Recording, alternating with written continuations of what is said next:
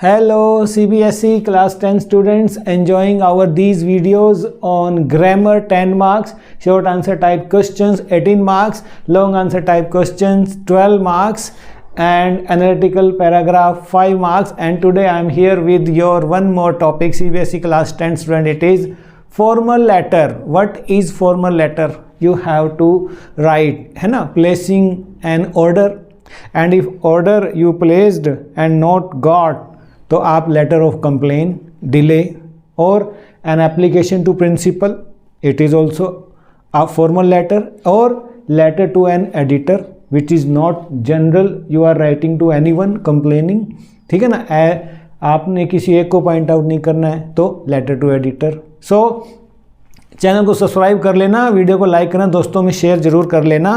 अब कैसे आपने फॉर्मेट के इन बातों को ध्यान में रखते हुए, कौन सी वो बातें, देखिए ये 8 पॉइंट्स हैं.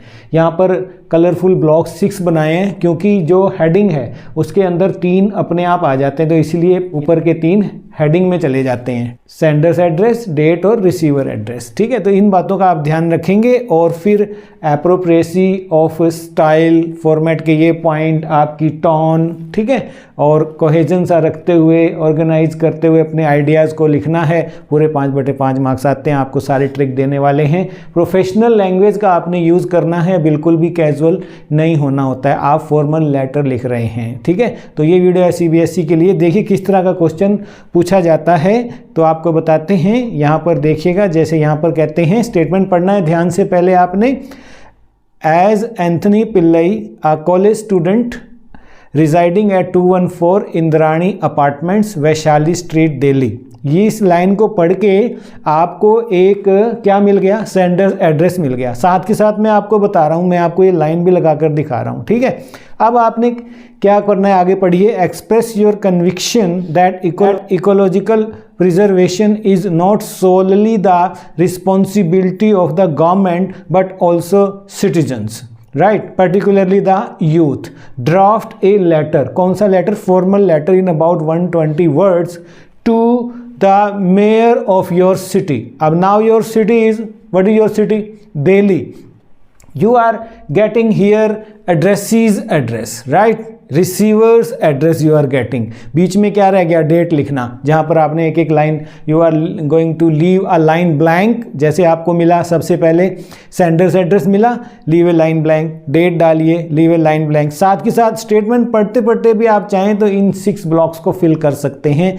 Then you got कि whom you are going to write, the mayor of your city is Delhi, ठीक है. Now sharing insight on, now what you want from that letter, how youth led initiatives can play a pivotal role in preventing further environmental deterioration.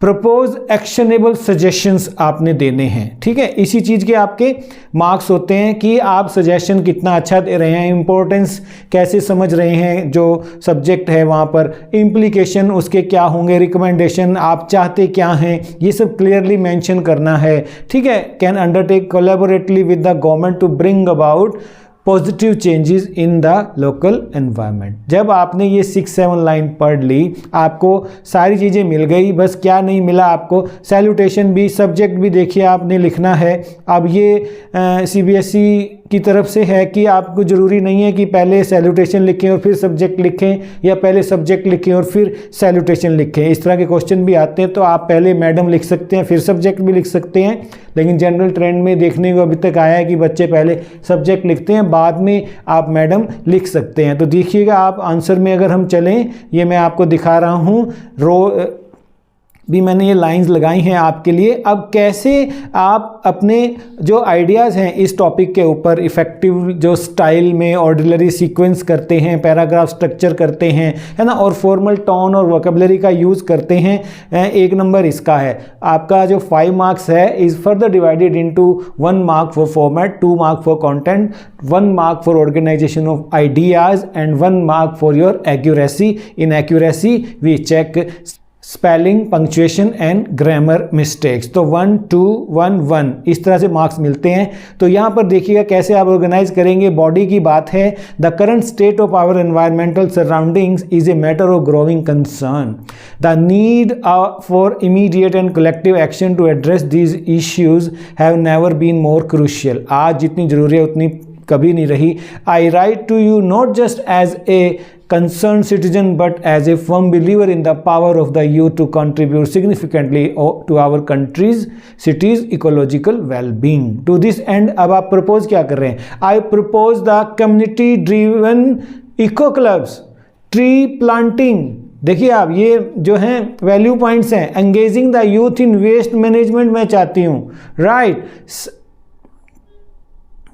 चाहता हूँ, right, and recycling programmes, active participation, organising workshop, ठीक है ना। तो 10 we can empower the youth, इस तरह से together. And finally आपने इसको क्लोज करना है ना। इनिशिएटिव क्या करेगा, ये इम्प्लीकेशन क्या होंगे, foster a sense of responsibility होगा, कमिटमेंट आएगी यूथ में, ठीक है ना, रिपल इफेक्ट होगा इस तरह से। और lastly complementary clause very important है, योर्स ट्रूली लिखते हुए साइन कर देने हैं। और ब्रैकेट में भी आप डेजिग्नेशन डाल सकते हैं, यहाँ पर अ कंसर्न यूथ लिख सकते हैं। तो इस तरह से आप देख पा रहे हैं जो आपको फॉर्मेट दिया और बिल्कुल उन 8 बातों को कौन से ये 8 लाइनें आपको दिखा रही हैं। क्लियर हो गया होगा कि लेटर राइटिंग पर कैसे लिखेंगे। ये प्रीवियस ईयर क्वेश्चन पेपर में से लेकर आए हैं, आगे भी लेकर आ रहे हैं, सैम्पल क्वेश्चन पेपर भी लेकर आ रहे हैं आपके लिए, ठीक है। तो ऑल द बेस्ट। कोई क्वेश्चन है तो ज़रूर कमेंट सेक्शन में डाल दीजिए, वीडियो को लाइक कीजिए, चैनल को सब्सक्राइब कीजिए। बाय।